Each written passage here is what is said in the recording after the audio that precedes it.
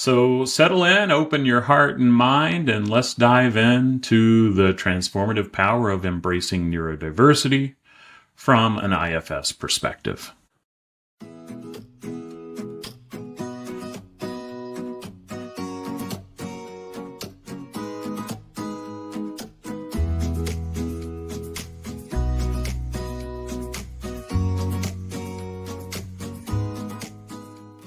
Those who are regular listeners to the podcast know that at its core, IFS recognizes that we each have many different parts, discrete subpersonalities within us, each carrying their own perspectives, emotions, memories, and goals.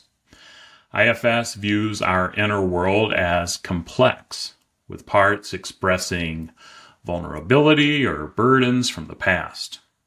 Yet other parts may act as protectors or managers that control or hide difficult emotions. Through inner exploration and letting each part have its voice, we start to understand the root causes behind our inner conflicts. As we address each part's underlying needs, we relieve their burdens, allowing our parts to trust and align with each other and our inner world. Neurodiversity refers to the diversity of human brains and minds, the variations in how we think, perceive, relate, and behave. It's an affirmation that neurological differences are a natural and valuable part of human diversity. Neurodiverse conditions include autism, ADHD, dyslexia, and dyspraxia, which is a lifelong condition that can cause problems with learning, perception, and physical coordination, and many, many more things can qualify as a neurodiverse condition. Neurodiversity relates to innate differences in things like social communication, focus, coordination, learning styles, and sensory perception. The neurodiversity paradigm recognizes these not as deficits, but as alternative and equally valid ways of being.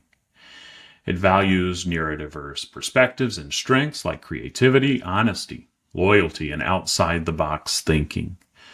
However, people can still face challenges related to things like emotional regulation, anxiety, sensory overload, and fitting rigid societal norms.